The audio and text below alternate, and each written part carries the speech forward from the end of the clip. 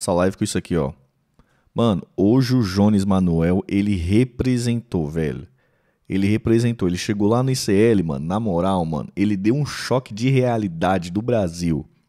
Lá no ICL, velho, que eu vou ser obrigado até a bater palma pra ele aqui, ó. Não, na moral, Jones. Você dá umas bolas fora, mas quando você dá umas bolas dentro também. Ai, pai, lá ele. Sério, puta, que good, mano. Oi, você tem que ver a cara do malandro. Tem um malandro ali, tem um malandro que a cara dele de espanto é surreal, mano. A cara dele de espanto, fica vendo. É exatamente por isso que a gente aqui no ICL vai trazer esse debate e vai trazer pessoas que não têm espaço em outros lugares para falar da grande mídia. E uma delas é o convidado que a gente tem agora, não é isso? Exatamente. Vamos trazer já o nosso convidado, então. O Jones Manuel chega para cá para conversar com a gente. Ele que é historiador, youtuber, professor de história, comunicador, escritor. Vai nos ajudar aqui nesse debate a entender quais são os caminhos para a esquerda, né? Então, Jones, seja muito bem-vindo ao ICL. É um prazer te receber hoje aqui com a gente. Bom dia. Olá, gente. Bom dia. É um prazer estar com vocês. Mandar um bom dia todo mundo que está acompanhando a gente, mandar bom dia para toda a equipe do ICL. Meu amigo, tudo bem? Bom dia. Em primeiro lugar, parabéns, né? Aquele debate que você teve com Kim Kataguiri, né? Vocês dois... eu acho que os dois foram muito bem no debate. O Jones e o Manuel, né? Que foram muito bem no debate. E realmente, cara, ali foi uma oportunidade... Eu te conheço, a gente já fez eventos aqui do Malcolm X, etc., mas foi uma oportunidade para as pessoas verem que por trás do revolucionário Jones Manuel existe um estofo que é impressionante. Existe, assim, uma qualidade teórica, cultural, que muita gente não conhecia. Hoje em dia, esse vídeo já está com mais de 1 milhão de visualizações. E eu queria trazer para a gente começar a nossa conversa, depois de te dar esses parabéns e indicar para todo mundo assistir, falar sobre esse ponto agora. Pô, a esquerda perdeu, tem muita gente querendo ver a metade cheia do copo. Eu não consigo ver metade cheia nenhuma de copo nessa história. Eu não sei se você estava vendo esse finalzinho que eu falei. Assim, isso para mim a história de um desastre que vai acontecer. Aí a pergunta é a seguinte, pô, a esquerda teve um desastre nessa eleição. Um dos poucos lugares onde dá para brigar por um espaço de poder relevante, a turma do governo, no primeiro dia, já começou a falar, poxa, cuidado para a gente não criar também qualquer tipo de rusga com o MDB, como se o MDB fosse assim, o aliado mais fiel em Brasília, o mais leal em Brasília. E aí a gente fala, caramba, então é o seguinte, cara, então não adianta nem torcer. Se a gente no primeiro dia já começa com uma dessa, eu queria que tu fizesse um pouco a análise dessa declaração, né, de fontes ali dizendo que, poxa, o governo vai tomar cuidado para também não criar muita rusga em São Paulo, e do resultado dessas eleições, do que você achou? Cara, tem uma parada que me pega muito, e aí hoje a gente passou a manhã inteira lá discutindo nos grupos, coisas e tal, sobre o Eduardo Moreira e o ICL, que eu queria trazer essa reflexão com vocês antes da gente começar a ouvir a fala do Jones, que é o seguinte, o Eduardo Moreira, né, ele sempre parte de um princípio que o Lula quer fazer e as pessoas não deixam ele fazer, né? Que o Lula, ele é, na pior das hipóteses, um covarde, que o PT, na pior das hipóteses, é um covarde, né? É um rendido, coisa do tipo. E essa análise, ela é erradíssima. E isso acaba alimentando essa relação tóxica que a esquerda, dita esquerda brasileira, tem com o lulopetismo, né? Porque não é que o Lula tá um rendido, não é que o Lula é um covarde, não é que as pessoas não deixam o Lula fazer. É que o Lula faz parte disso. O Lula é representante disso. O Lula é representante do status quo brasileiro. Ele é o representante, porque ele faz parte disso, ele ganha com isso, ele tem os interesses atendidos com isso. Então ele não é passivo, ele é o problema, ele é um dos problemas. Desculpa Vamos aí, lá. gente. Primeiro, Edu, agradecer o elogio de ontem, acho que foi ontem que você comentou no programa do ICE. Ontem eu não fiz o programa, isso. Isso, sobre o debate. E aí, veja, Edu, o resultado da eleição ela é desastrosa, não só em número de votos, e não só no resultado objetivo das urnas, né? Eu destaco um Salve, ponto, Felipe. por exemplo. Em todo o Brasil, nas capitais, houve um consenso generalizado em torno da privatização de serviços públicos municipais. Então, em São Paulo, em Salvador, em Recife, no Rio de Janeiro, em Curitiba e por aí vai, o sistema público municipal de creches, por exemplo, está todo privatizado, né? E a gente não conseguiu fazer um debate crítico em relação a isso. Chama atenção para o fato de que já está acontecendo uma contra-reforma administrativa. Lembra que o Arthur Lira, durante o governo Bolsonaro, queria fazer uma reforma administrativa? Essa contra-reforma administrativa, a PEC do Arthur Lira, ela foi arquivada, mas ela já está acontecendo em âmbito municipal e em âmbito estadual, a partir de PPPs, parceria público-privada. Onde? Em tudo. Na saúde, na cultura, na educação, na assistência social, na zeladoria das cidades, na administração de parques e praças e por aí vai. E nós, enquanto esquerda, nós não conseguimos enfrentar isso. Pelo contrário, não conseguimos sequer debater criticamente. Aqui em Recife, por exemplo, que dizem que a esquerda ganhou, né, os progressistas ganharam com o João Campos, Recife é um modelo latino-americano de privatização da atenção primária à saúde. O atual prefeito de Recife, do PSB, ele está fazendo um processo de privatização de quase 40 unidades básicas de saúde. A ideia é entregar toda a atenção primária para a iniciativa privada gerir. Percebe? Então, assim, gente... Mas veja, eu vou aqui porque eu sei que tu é um cara bom de debate e eu vou aqui fazer exatamente as provocações que é a que a turma vai fazer. Pô, mas se o cara fez isso e teve 76% dos votos, é sinal de que o negócio funciona.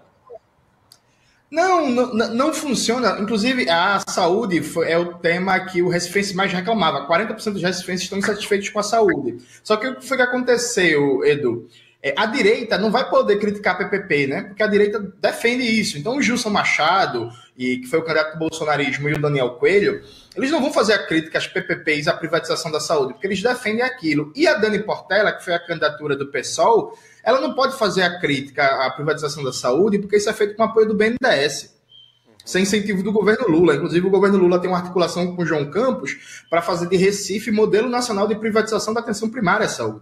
Percebe? Então, acaba que a população nem tomou consciência disso. Porque, repare, quando eu fui candidato ao governo... Você vê igual essa... Colocar o BNDES à disposição de privatização na saúde, coisa do tipo. Você vê, isso é só um dos elementos, tá? Mas você pode ver que as ações do Lula, as ações do PT em tocar para frente o projeto neoliberal brasileiro é todas ações ativas. Ele nunca está sendo provocado e está reagindo, aceitando aquela provocação, coisa do tipo. Não, ele vai ativamente fazendo essas coisas. Então, esse exemplo que o Jones trouxe foi um dos exemplos, mas existem vários outros exemplos que é lá o PT ativo. Teve agora também coisas que estão passando por debaixo do pano muito assim, né?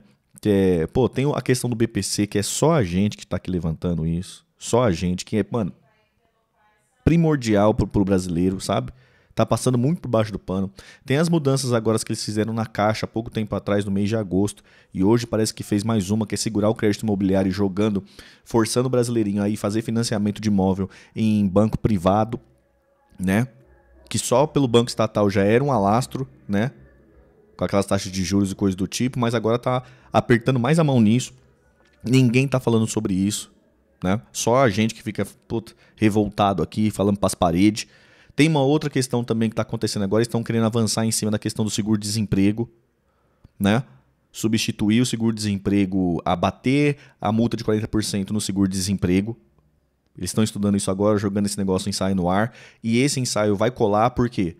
Porque eles jogam o balão de ensaio na frente, ninguém fala nada, eles aprovam o negócio, como se fosse ciência boa, dando um crédito, vinculando sua multa de 40%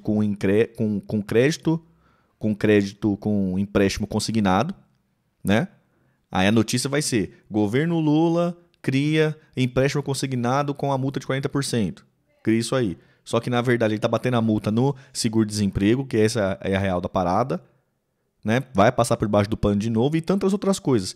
E muita gente vem aqui na live, gente, quando eu posto cortes do Eduardo Moreira, coisa do tipo, muita gente vem aqui nos comentários e comenta assim: pô, você não vê o ICL, você não conhece Eduardo Moreira, ele é um dos caras mais críticos ao governo Lula. É mentira. Live suspensa por quê? É mentira. E eu falo por quê? Tá escolhendo a crítica. Tá escolhendo a crítica mais rasa sempre para o grave que tá acontecendo passar por baixo. Tá ajudando a fazer cortina de fumaça. Não vem com essa não. Tá ajudando a fazer cortina de fumaça. Foi no estado de Pernambuco, em 2022, um debate que a gente sempre trazia. Cadê que o Eduardo Moreira abriu a boca para falar que a PPI não acabou? Que só trocaram o nome.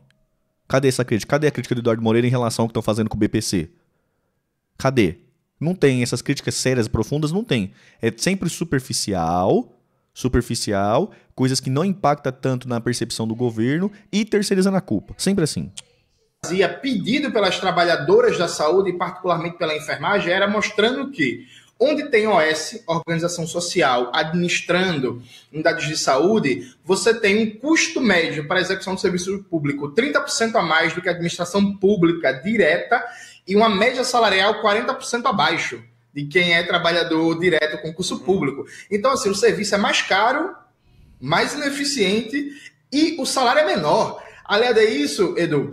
Tem em Pernambuco um absurdo que tem em vários estados do país, que é cada OS que administra um hospital, uma UPA-E, em vez de você fazer compras estaduais para todas as unidades de saúde, né, de média e alta complexidade, cada OS fazia a sua compra individual para aquela unidade. Ou seja, você reduzia a escala da compra, aumentava o preço, dificulta o controle de estoque e facilita a corrupção, a fiscalização também. Uma coisa é tu fiscalizar um negócio que é comprado de uma vez para todo mundo. A outra é fiscalizar 1000 compras diferentes, né?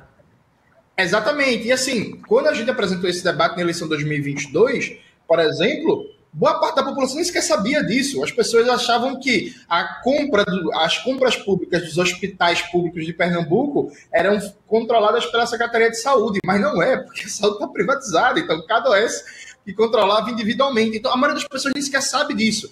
Você apresentar esse dado, você perguntar, vem cá, tu acha que esse modelo está certo? Peraí, o atendimento, o serviço fica 30% mais caro, o custo dele, e a força de trabalho, a classe trabalhadora recebe 40% a menos de salário, e o serviço não melhorou, então tem algo errado. Se colocar para o debate, a população compreende com perfeição, só que isso não foi colocado porque existe uma trave ideológica, que não dá para criticar a privatização do João Campos sem criticar o BNDES. Edu, o BNDES, em vez de estar financiando desenvolvimento de tecnologia, de complexidade produtiva... Obrigado, Humberto Moura, pelo membro. Tamir, tem uma dúvida genuína que a análise do Quadrinhos na Sarjeta fez outro dia. Se os movimentos sociais, se o povo toma as ruas e sai um pouco da internet para a realidade, não coloca o governo na posição de agir? Com certeza. A energização do povo, com certeza. Mas é que é o seguinte, né, mano? Por isso que eu tenho a teoria, né, que a democracia brasileira, ela... o Felipão... Chamaram o Felipão pra ela, velho. Acabaram. Acabou. Não existe mais. Não existe mais. Acabou o assunto. Essa é a minha opinião. Porque está cada vez mais se criando e se consolidando mecanismos para fazer a tal democracia sem povo, né? E o nível de descrença com a política que tomou conta do tecido social brasileiro é surreal, cara. É surreal. Então, hoje em dia, basicamente, você tem três grossos, né? Ah, lá ele. Da população brasileira. Uma que é o cínico petista, que é o cara que vive num mundo alienante, que acha que o governo Lula faz um bom governo. Aí o cara é um cego, o cara se nega a acreditar no preço do mercado, o cara se nega a acreditar na conta de luz, o cara se nega a acreditar que a renda dele está deprimida, o cara se nega a acreditar que ele está trabalhando 12 horas por dia sem direito nenhum, o cara se nega a acreditar que o Brasil não está desenvolvendo, né? O cara se nega a acreditar que o país está pegando fogo. O cara se nega a acreditar que não tem nenhuma obra de infraestrutura impactante sendo feita no Brasil. O cara se nega a tudo isso, né? Aí ele cria o mundo, vai sempre criando. Ah, não, o PIB está crescendo. O desemprego está caindo. E vai criando essas coisas que não correspondem a nada ao contato real da vida dele, mas ele fica vivendo nesse mundo de negação, entendeu? O cara é um negacionista, o petista. Aí você tem o bolsominion, que é a mesma coisa o inverso. É uma coisa inversa. As coisas continuam do mesma porcaria que era quando era o governo Bolsonaro. Na prática é a mesma porcaria, Só que aí pra ele agora tá tudo ruim, né? E quando era o governo Bolsonaro era bom, e o Bolsonaro é um perseguido, coisa e tal. E aí você tem aquele no meio, aquelas pessoas que estão descrente, que não vê mais na política a solução. Não tem crença no sistema eleitoral, pessoas que não têm crença no político, que não têm crença no regime, que não têm crença no Estado brasileiro, que não se reconhece como nação. Que essas pessoas, então, basicamente você tem uma democracia sem povo. Sabe? E aí, quais são os motivos que vão energizar essa galera para ir para uma rua para poder fazer alguma coisa? Né? Quais são? É difícil, velho. Qual é a energia que vai tirar esse povo da inércia? Nós todos da inércia. Entendeu? É difícil. Então iria resolver se fosse pra rua? Iria, mas quais são as forças? Né? Talvez uma comoção nacional, igual foi o exemplo lá do Rio Grande do Sul. Eu só vejo uma saída desse jeito, cara. Sabe? Esse tipo de saída. A indústria farmacêutica nacional, o BNDES está financiando privatização de creche, praça, postinho de saúde e por aí vai, sabe? Então, acho que, para além do resultado eleitoral, tem uma derrota ideológica muito grande. Só antes de passar para a declaração, um ponto que me chamou muita atenção também. Todos os candidatos a prefeito, da extrema-direita até a esquerda, defendiam, por exemplo, entregar os serviços públicos na mão do Google. Né? Então, quer fazer zeladoria da cidade, né? O plano arbórico das árvores. Não, entrega para o Google para fazer via satélite. Quer fazer mapeamento digital da cidade para ver pontos de péssima iluminação, de alagamento, de asfaltamento precário. Não, entrega para o Google. Vamos fazer parceria com o Google. Então, desde o Bruno Engler, do PL de Belo Horizonte, passando pelo Guilherme Boulos de São Paulo, passando pelo João Campos de Recife, passando pelo Alexandre Ramage do Rio de Janeiro, todo mundo falando em entregar tudo para o Google. E assim, soberania digital e soberania de dados foi para o espaço. Né? Isso nem sequer está no horizonte das esquerdas. A ideia é entregar tudo, a operacionalização, a digitalização e modernização de serviços públicos no âmbito municipal nas mãos do Google, uma Big Tech estrangeira, dos Estados Unidos, percebe? Mostrando que aqui o debate sobre colonialismo digital, o colonialismo de dados, né, não chegou. Isso por um lado. Por outro, veja, a postura do governo Lula, é uma postura muito descolada da realidade. O ministro Alexandre Padilha, ele deu uma entrevista que foi surreal. Ele falou que foi uma vitória da frente ampla do governo, né? Ele falou que os partidos do Centrão, que ganharam muitas prefeituras e vereanças, são parte da base do governo. Logo, a vitória do governo contra a extrema-direita. Isso já mostra o tom de descolamento da realidade. Né? Já é um negócio pavoroso.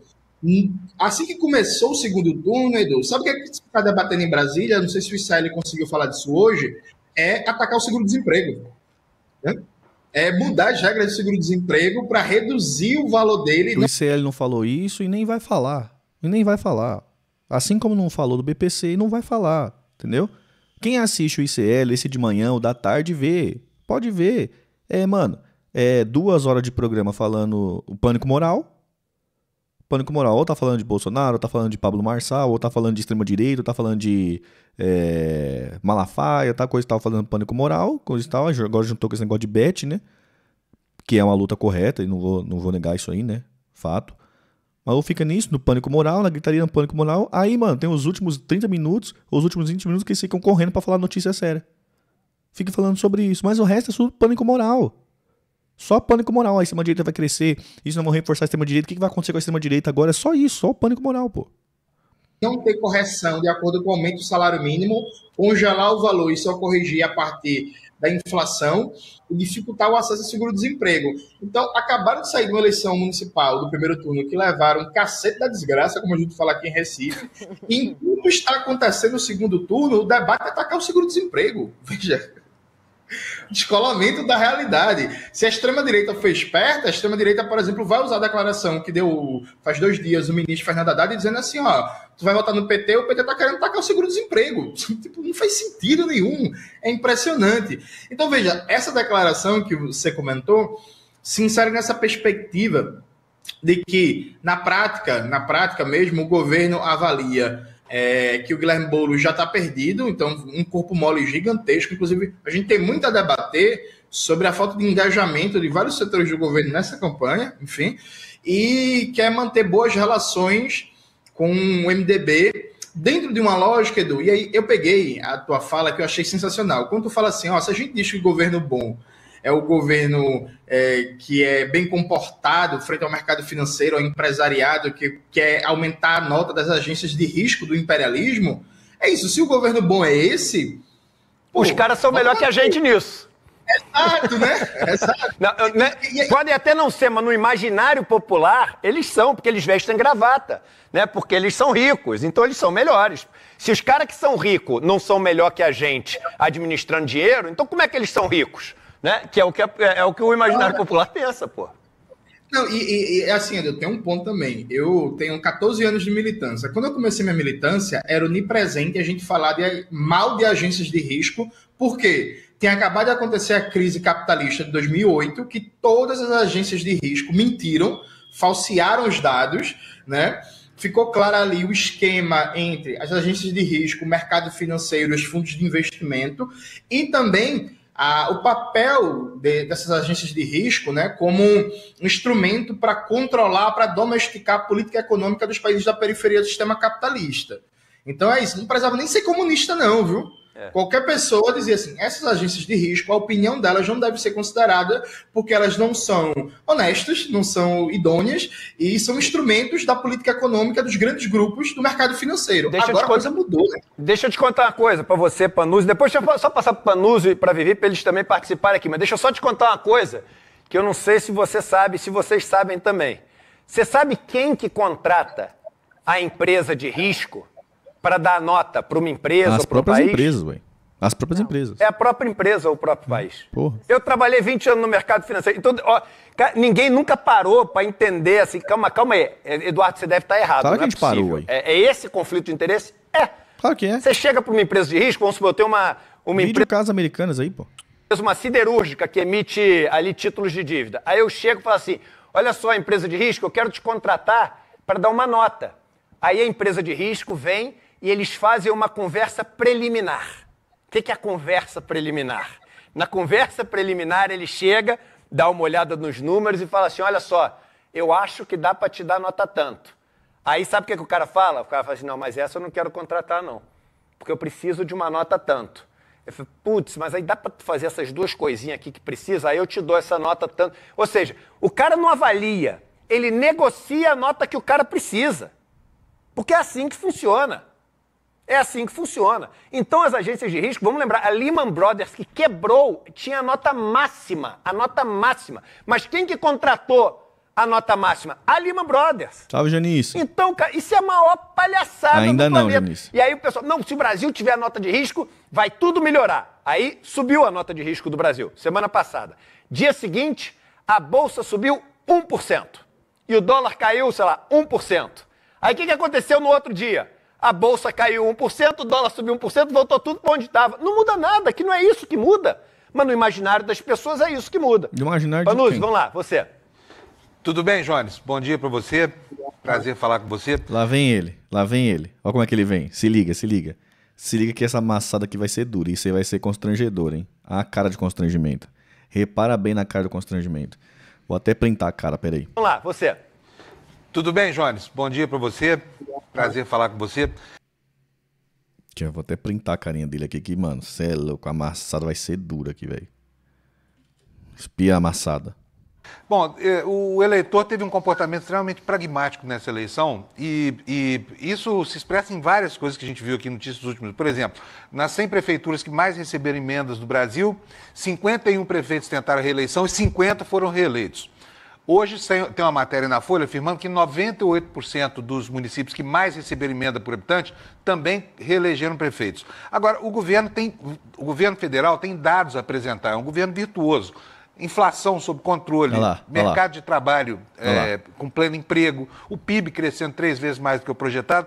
Por que o governo não consegue capitalizar isso e a direita capitaliza tão bem? A galera fica nessa, né, mano? A galera, os caras com os comedor de PIB mesmo, né, velho? Ave Maria. Com esse argumento pragmático, por exemplo... Não, e fala do PIB como se fosse um PIB decente ainda, né, velho? Pô, seu salário de um mês pro outro aumentou 3%. Oh, meu Deus do céu. Top aumento, meu Deus, vou até abandonar o sindicato, que sem o sindicato tô conseguindo 3%. Pessoal, né, velho? Putz, realmente é surreal, né, mano? Não faz nenhuma parece um script recebido, velho, do governo. Parece um script recebido, mano. Ó, você vai falar que o PIB cresceu, você vai falar que a inflação tá controlada, você vai falar do desemprego. Parece, mano, ninguém para e fala assim, mano, peraí, vamos analisar isso aqui, né? Vamos ver as texturas disso aqui. Não, é sempre isso. Foi um dado tóxico na eleição da emenda impositiva e das emendas secretas. Perfeito. Veja, eu acho que tem uma primeira questão, que tem um debate que está aí na praça há muito tempo, que é o debate do governo se comunica mal, né? Então, parte da premissa de que o governo está indo bem, mas ele não consegue traduzir essa melhora da vida na comunicação. Acho que a gente precisa problematizar esse dado, Fábio. Por exemplo, em termos de desemprego. O desemprego está em 6%. Metade da força de trabalho na informalidade.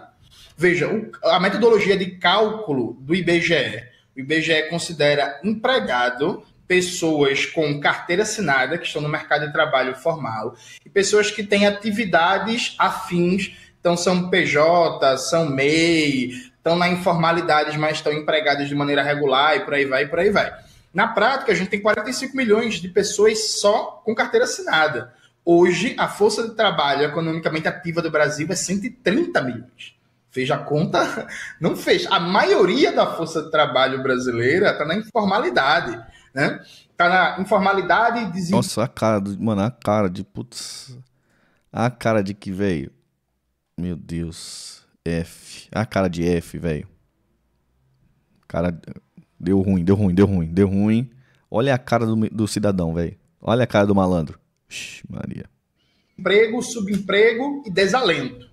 Então, se a gente mudasse a metodologia de cálculo, por exemplo, vários pesquisadores da Unicamp fazem uma proposta de, ao invés de usar o termo desemprego, usar desocupação para tentar pegar mais essa realidade. O desemprego, na verdade, é o nível de ocupação. É isso que o pessoal... Esse é o nome correto do dado. Desemprego no Brasil passa de 20 milhões, pode ter certeza. É 20%. Né? Então, por definição, por exemplo, as pessoas que estão fora mercado de trabalho formal não tem garantido, por lei, 8 horas diárias de trabalho, então característica média da informalidade. De 10... Maioria, muita gente fazendo 2 turnos, muita gente pegando 12 horas por turno, muita gente. 12 horas de trabalho, não tem garantido salário mínimo, não tem garantido férias, não tem garantido 13º e por aí vai. Então... Não tem garantia de acesso a crédito, isso é muito importante, que se fala pouco, é realmente uma emergência mais... Né, não tão prioritária quando se fala de emprego, mas isso é muito importante, gente. A informalidade também deixa uma boa parte da população sem acesso a crédito, né? Sem acesso a crédito ao mecanismo de crédito. E lembre-se que o seu crédito ele também faz parte da sua capacidade de consumo. É crédito, poupança e renda que faz que compõe a sua capacidade de consumir. Né? Isso também é uma coisa que pega muito e pouca gente fala. Níveis de endividamento crescendo cada vez mais dentro do Brasil. Isso também. O programa que desvirtuaram, que foi o Desenrola, que o Lula teve que pegar do Ciro para poder aceitar o apoio, né? Para poder o Ciro apoiar ele no segundo turno. Desvirtuaram um programa que era bom e foi um fracasso.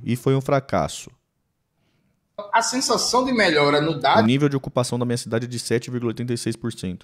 Não se reflete na vida da maioria da população economicamente ativa. Isso por um lado. Por outro lado, me parece que a gente não pode esquecer o que o governo prometeu em 2022. O que foi que o governo prometeu em 2022, na campanha, né? Lula prometeu retomar a prosperidade do passado, que realmente o ritmo de crescimento no segundo governo Lula era impressionante.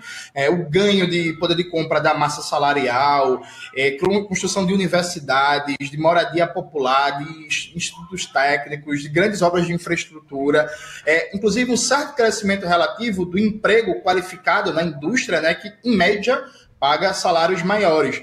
Então, no Rio de Janeiro, por exemplo, a indústria naval viveu um período de renascimento, né, que paga um salário melhor do que serviços e comércio precário.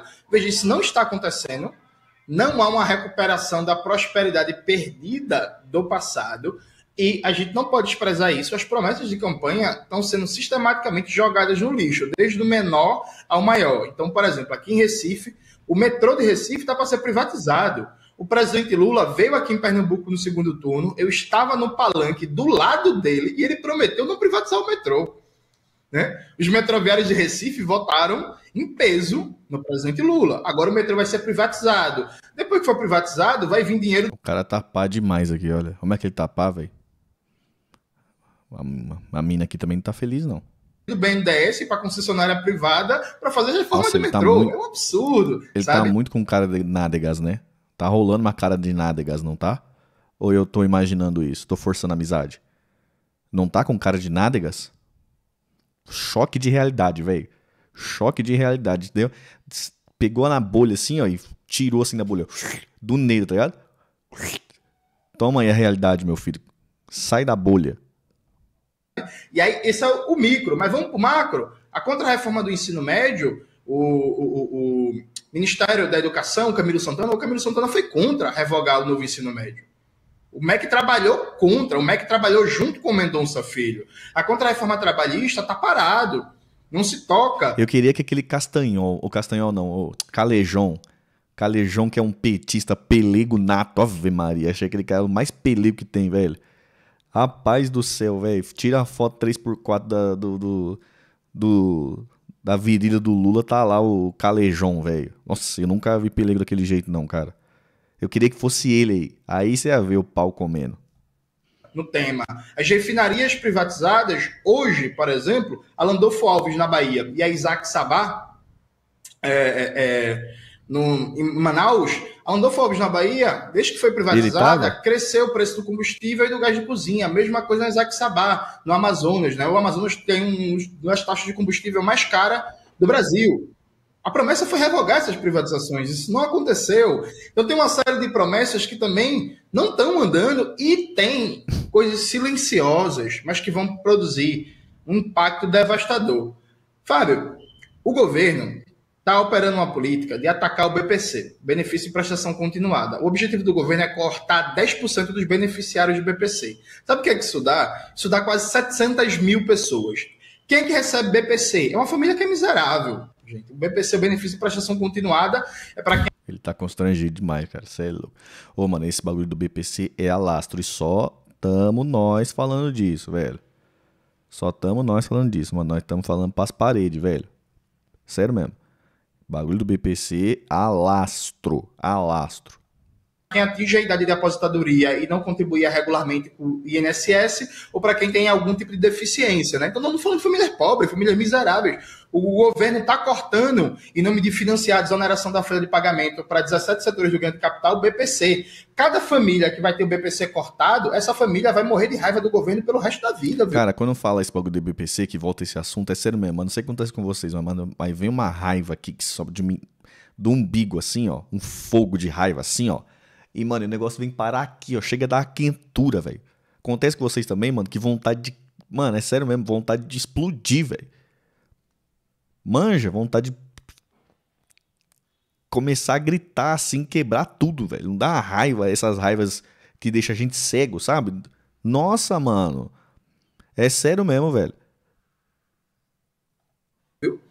Então, 700 mil beneficiários cortados. Multiplique cada beneficiário cortado, vamos dizer que ele influencie 3 ou 4 pessoas. Sabe?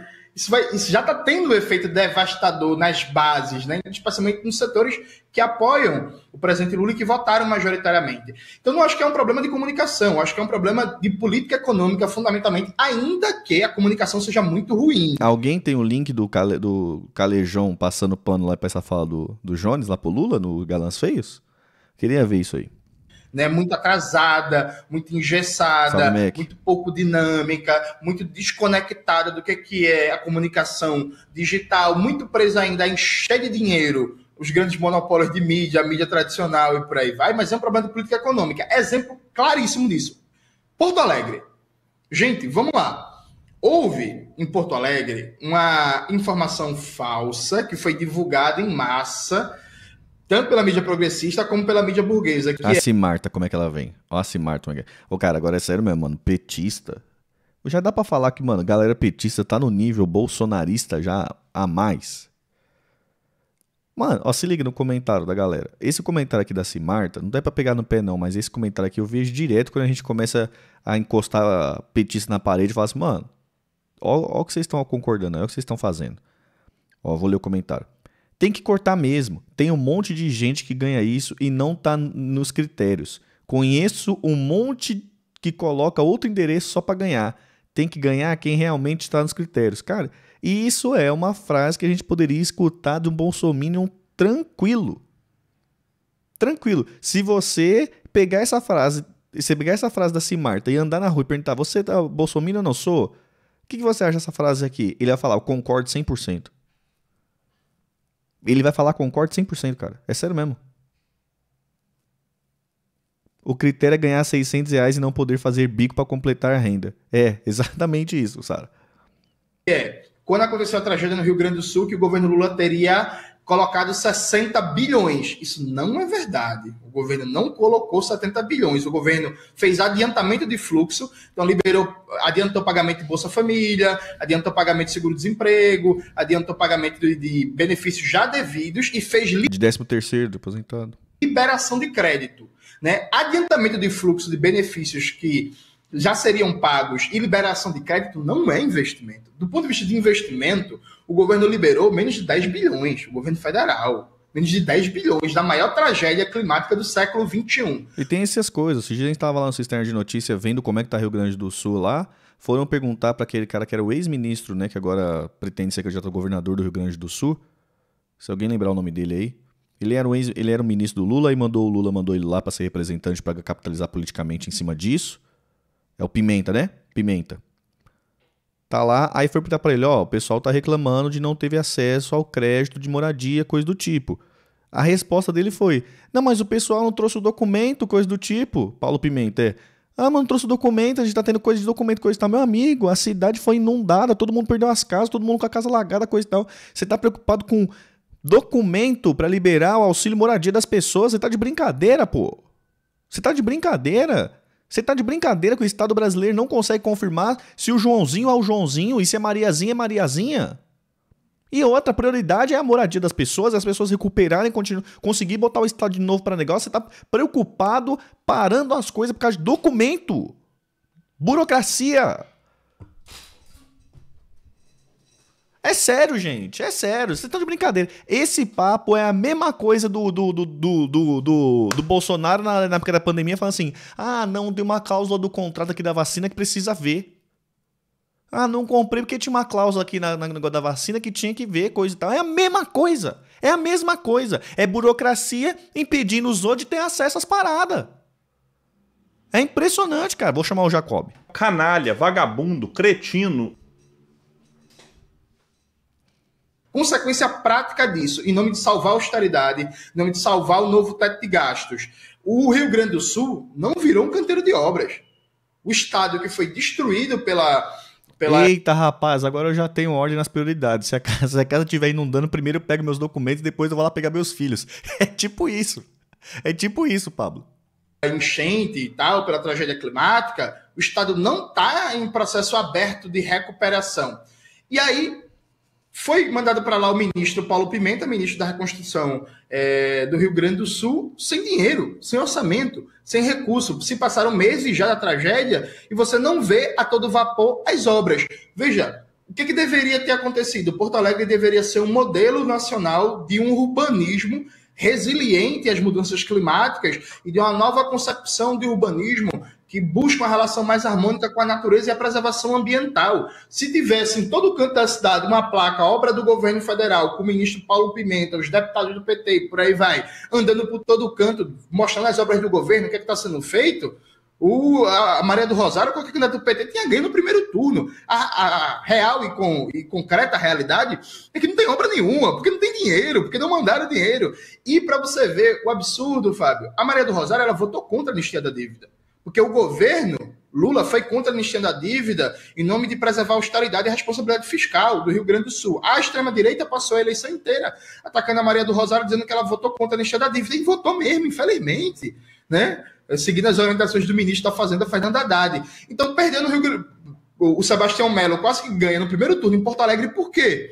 causa da política de austeridade. Aí não tem comunicação que faça milagre, não. Porque, veja, as obras não estão acontecendo. Aí pode ter a melhor comunicação do mundo. As obras não estão acontecendo. Junte-se a isso, o fato que você comentou na pergunta, e o Edu também, que é, hoje, um deputado federal, em 4 anos de mandato, tem direito a 50 milhões por baixo de emendas parlamentares. E um senador, né, nos mesmos 4 anos, tem direito a 80 milhões. Característica média dessas obras, 30% é roubo. Por baixo. 30% é roubo. Então, assim, é uma chuva de dinheiro, é uma pulverização do gasto público que faz com que, em vários e vários municípios, a obra não aparece como realização do governo federal, aparece como realização do deputado, aparece como realização do senador. Né? Em várias inaugurações de escola, de UPA, de recapeamento de estradas e por aí vai, não tem lá o selo do governo federal, embora a obra seja executada, né? Porque a emenda parlamentar, ela é sempre executada pelo Poder Executivo, né, gente? Seja no âmbito estadual, seja no âmbito municipal, seja no âmbito federal. Mas são os deputados que estão levando esses créditos, os deputados e senadores. Que é outra coisa que se deveria enfrentar. Cirou. Alguém vai dizer assim, como? Gente, um dos caminhos para se enfrentar isso é fazer um debate com toda a sociedade, mobilizar e colocar o seguinte, ó, a gente vai continuar executando as emendas parlamentares, mas vai ser emendas temáticas anuais. Então, por exemplo, no ano de 2025, as emendas vão ser exclusivamente para moradia popular e saúde. Quem quiser mandar emenda para moradia e saúde, o governo federal vai executar. Caraca, Janice, na cara não. Vai estragar o enterro, velho. Que isso? A Simara comentou, há pouco tempo um casal de idosos classe média ganhava esse BPC. Você é a favor de dar dinheiro para todo mundo sem critério? Fala sério, Sinistro. Vai votar no Nunes. A Janice meteu aqui pra ela. Sim, Marta. Gostaria que você pegasse essa vontade de punir pobre classe média e canalizasse para combater os rentistas e grandes bancos e queda de juros.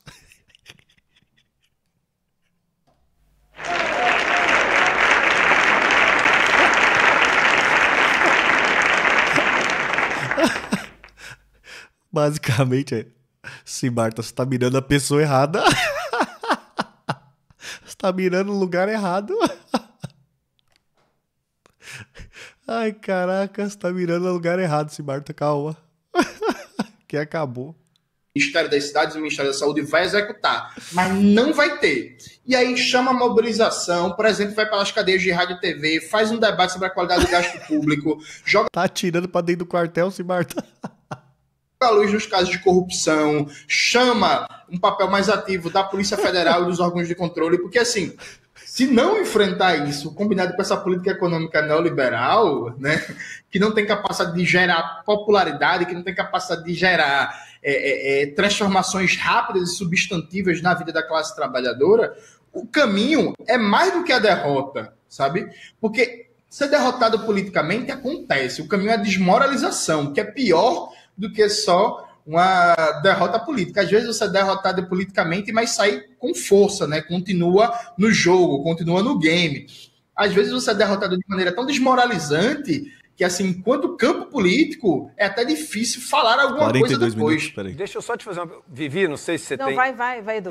Eu vou te fazer uma que a gente terminou já o nosso tempo, mas eu tenho que te fazer uma pergunta, porque eu sei que você é cobrado muito sobre isso. Eu sou cobrado aqui também bastante sobre isso, que é o seguinte... Pô, mas esse cara é de direita.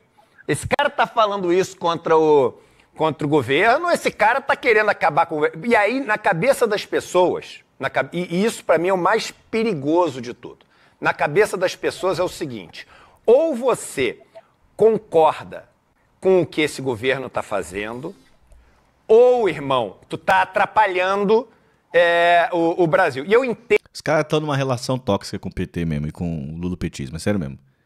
Os caras estão igual tá naquele caso de violência doméstica, é sério mesmo. É pessoas que dependem, mano, do cônjuge, como diz o outro, cônjuge, né? Pra viver, coisa do tipo, mas tá sofrendo todos os tipos de violência possível dentro de casa, mas fica com medo de largar e fica pior. Aí fica nessa, entendeu? Tá ruim, eu tô apanhando, eu estou sendo abusado, estou sendo escravizado, tá ruim. Mas se eu sair daqui, o que será de mim? A esquerda brasileira tá desse jeito com o PT e com o Lula, cara. Tá desse jeito, mano. Todo dia toma na cara. Todo dia é marretada. Todo dia é humilhado. Sabe? Todo dia é tirado de otário. Todo dia é escravizado. Todo dia é traído. Todo dia é violentado. Mas não consegue sair dessa relação tóxica. Não consegue. A esquerda brasileira, a dita esquerda brasileira, não consegue sair da relação tóxica que tem com o lulopetismo. Impressionante. Não cansa de tomar na cara. Não cansa. Desculpa aí, gente. Eu entendo, Jones, assim, me colocando no sapato das pessoas, o medo delas de voltar um Bolsonaro... É o Eduardo Moreira explicando para os próprios funcionários. Por exemplo, né? É gigante. Então ela fala o seguinte, cara, eu não quero que volte. E para ele não voltar, eu aceito qualquer coisa. Agora eu vou falar uma coisa, e agora eu vou ser criticado pra caramba. Mas tudo bem, cara. Tudo bem que amanhã eu acho que eu não participo, né? Então o pessoal fica um dia sem me ver, então é mais tranquilo aqui. Que é o seguinte, se tu é um alien e tu não... Eita, Ciro, metáfora do ET, no marciano? Eita, Ciro, tem muita cirada aí. Pera aí que eu vou ter que assinar, colocar o placar aqui, ó. Crepada não, cara, ciranos. Contagem de ciradas. Já foi 2, hein? Já foi 2, só hoje. Tá, vai, cira de novo, meu filho. Sim, tu não sabe falar nossa língua. Tu veio lá do espaço, pousou aqui há 3 anos atrás. Tudo igual. Aí tu veio e pousou aqui de novo. Numa boa, cara, tu vai ver muito pouca coisa diferente, cara. Vai ver nada. Tu vai ver as mesmas pessoas no poder, Brasil pegando fogo. Você vai ver tudo pegando fogo. Estado alagado, pandemia, epidemia. Pandemia não tem não, aí tem epidemia, né? Epidemia de dengue e epidemia de Bete. Entendeu? Você vai ver, enfim, as mesmas roubalheiras. Você vai ver tudo muito parecido. Então, o meu ponto é o seguinte, o que você tem para dizer? O que você tem para dizer, Jones? Para quem fala o seguinte, pô, mas isso que você está falando só atrapalha, porque uma coisa é falar, outra é ir lá e fazer. Então, o que você está fazendo, você só está contribuindo para a direita e para a extrema-direita, que isso que você está fazendo um desserviço ao país. Por favor, se você puder ser sucinto, porque a gente já passou no horário aqui do... Sucinto esquece. Sempre tem essa tática também do horário, né? Tem essa tática do horário também, né? O tempo tá acabando e aí... e aí deixa quieta, né? E fica aquele clima de bosta depois que a pessoa sai fora. O que a gente tinha, porque a gente tem que entrar com as outras pautas aqui. Tá, as outras pautas é o pânico moral, certeza. Certeza que saiu dessa pauta pra ir ou pro Pablo Marçal, ou pra ir pro Bolsonaro, ou pra ir pro Silas Malafaia, certeza. Perfeito, Edu. De maneira bem rápida. Vou até pegar a live aqui pra mim. Acho que o compromisso que a gente tem enquanto trabalhador, enquanto trabalhadora, não é com o governo. O governo é um instrumento, né? O governo é um instrumento. O partido político é um instrumento. Um instrumento para quê? Para tocar as nossas lutas, para ter nossas conquistas, as nossas vitórias. Então, é um instrumento para defender o SUS, é um instrumento para aumentar a qualidade do emprego, para melhorar os salários, para construir direitos sociais, para combater a desigualdade, para fazer reforma urbana, para fazer reforma agrária, para enfrentar a fome. Então, governo, partido tem que ser visto como um instrumento para. Perfeito? Então, assim, eu não amo o partido, nem governo, nem liderança nenhuma, não. O único líder que eu amava já morreu, que era Fidel Castro. E mesmo assim, se Fidel Castro fizesse besteira, eu criticava ele. Porque, veja, é política de esquerda atacar o BPC, o benefício de prestação continuada? Não, gente, desculpa. É política de esquerda estar fazendo privatização nos serviços públicos? Veja, usando dinheiro do BNDES, gente, dinheiro público. De serviço é... Palavras duras, hein, jovem Trentini?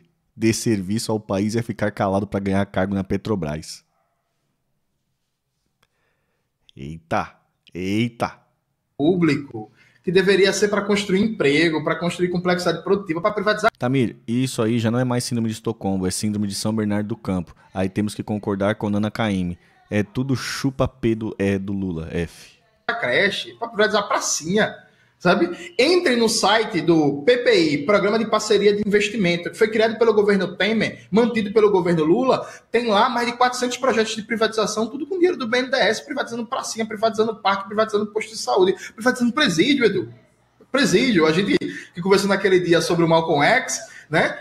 Tá trazendo a política dos Estados Unidos para cá com dinheiro público. Cirou. O ministro Fernando Haddad, ele já declarou a intenção de congelar as aposentadorias. O valor, o que é congelar? Parar de reajustar as aposentadorias de acordo com o aumento do salário mínimo, né? E só reajustar a inflação. Isso aí é canalista, mano. Isso é tragédia, mano. Então, Isso é tragédia mesmo. Desculpa, gente. Vai ter que criticar, porque o governo não está tocando uma política econômica de esquerda. O governo Lula III é, até esse momento, o governo mais neoliberal de todos os governos Lula. O ministro Fernando Haddad, se vocês deixarem ele guiar a política econômica do país, ele vai entregar o país de bandeja na mão do próximo fascista. Porque, assim, não tem condição dessa política gerar encantamento, gerar paixão, gerar popularidade na classe trabalhadora, porque isso não está mudando a vida da classe trabalhadora, né? Se você sai dos dados frios e começa, inclusive, a olhar de maneira mais crítica os dados, você vai ver que, por exemplo, o Brasil teve um crescimento econômico relevante ano passado e está tendo esse ano, mas a concentração de renda e riqueza está aumentando, gente. O endividamento das famílias voltou a crescer. O custo de vida, conta de luz, conta de água, gás... A conta de luz tá muito cara, gente. É sério mesmo, não tem como, velho. Tá muito caro, velho. Tá muito cara a conta de luz, mano. A cozinha tá aumentando. O desemprego tá baixo, mas a informalidade tá galopante. Sem falar de outros temas, né? Por exemplo, o Israel fez uma excelente campanha contra as bets, né? Tá fazendo temas como esse, sabe? Então, assim, veja... Gente, vocês não podem se apaixonar por partido nem por liderança política, não. A paixão tem que ser pelo projeto político. A paixão tem que ser pela transformação das condições de vida da classe trabalhadora. Então a gente defende quem defende o SUS. A gente defende quem defende a soberania nacional. A gente defende quem defende a reforma agrária. A gente defende quem defende enfrentar os monopólios estrangeiros e o comando sobre a economia brasileira. Porque... não pode viver de retórica. Veja, ser de esquerda não é um sentimento. Ser de esquerda não é uma estética. Ser de esquerda é um projeto político. É projeto político de esquerda praticar a política de austeridade? Não. Praticar a política de teto de gastos? Não. Atacar direitos sociais? Não. Manter a precarização do trabalho? Não. Manter tudo que foi privatizado? Também não, sabe?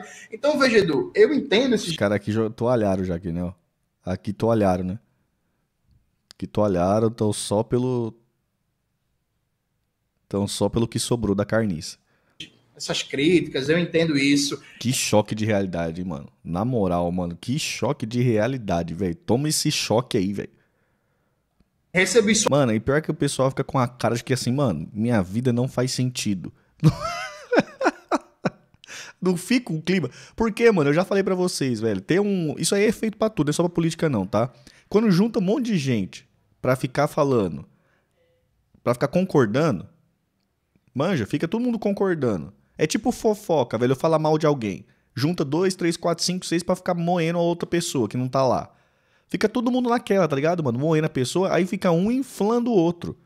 Um inflando o outro, um inflando o outro, um inflando o outro, e fica todo mundo grandão, coisa do tipo, desconectado do mundo, sabe?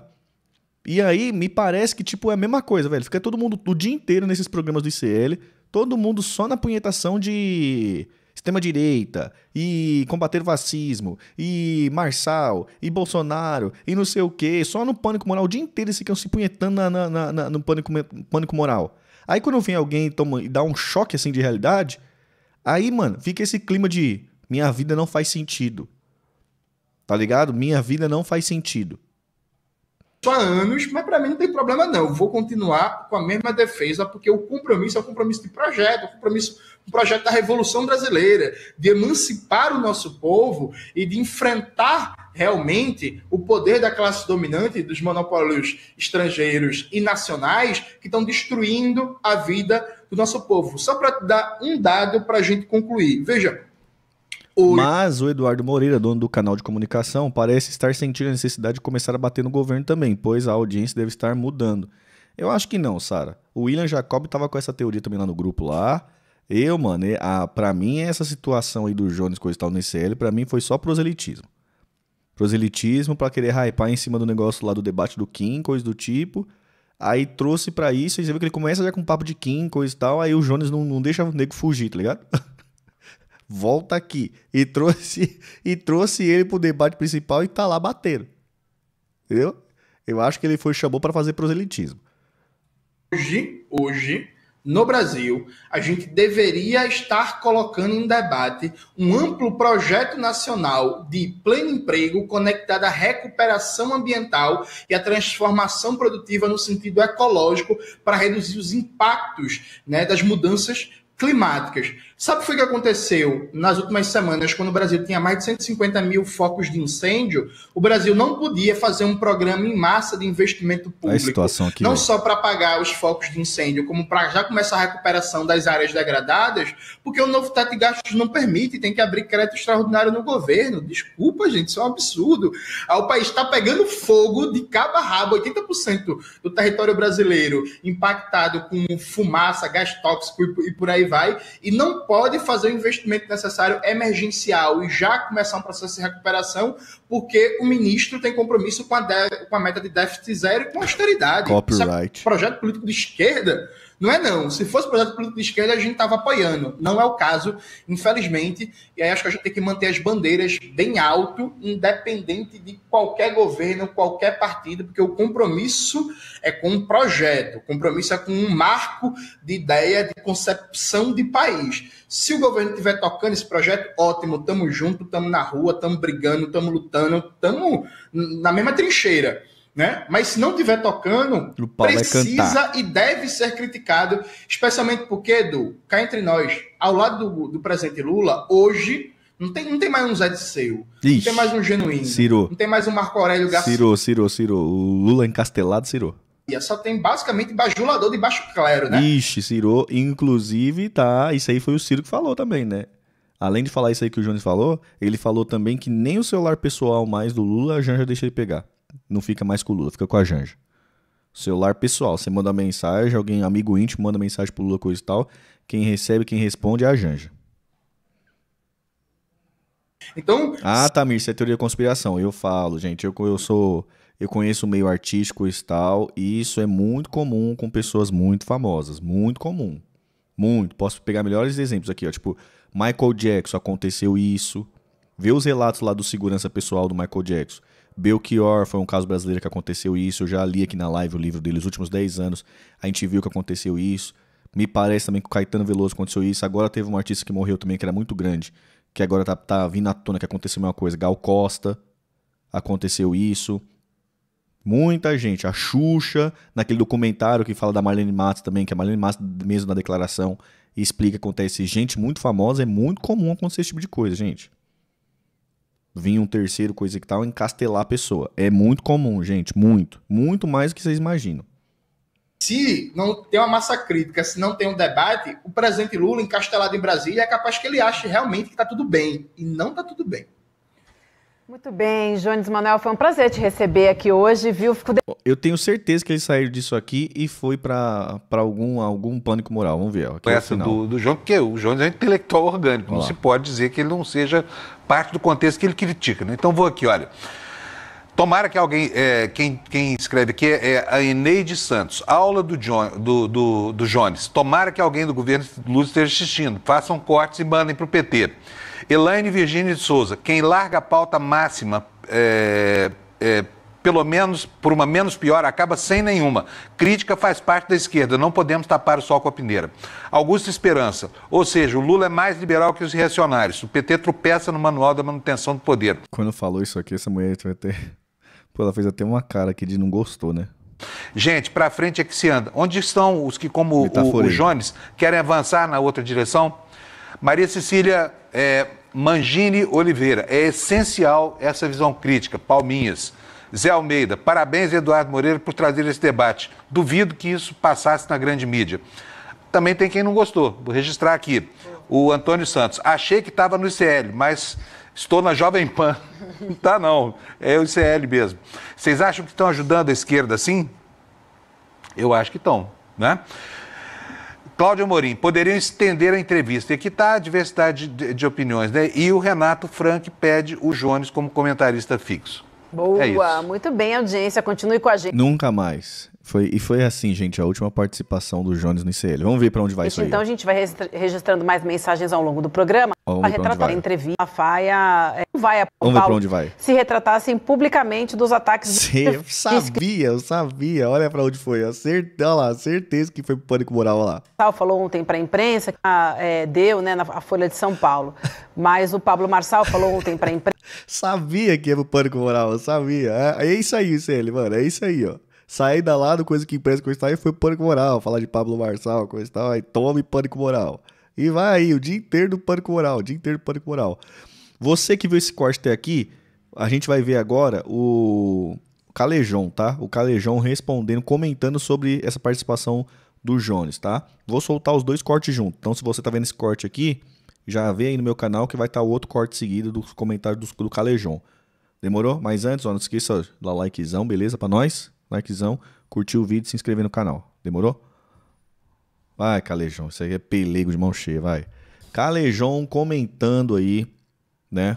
Comentando o alastro que o Jones Manuel fez lá no ICL. Aparentemente, a última participação de Jones Manuel no ICL, a.k.a. Instituto Coitado do Lula. Se você não viu ainda, esse é o último corte aí, tá? Último corte não, tem um corte aqui no meu canal, vê aí. Depois vem ver essa segunda parte aqui. Ou vê isso aqui mesmo, depois volta lá. Vamos lá.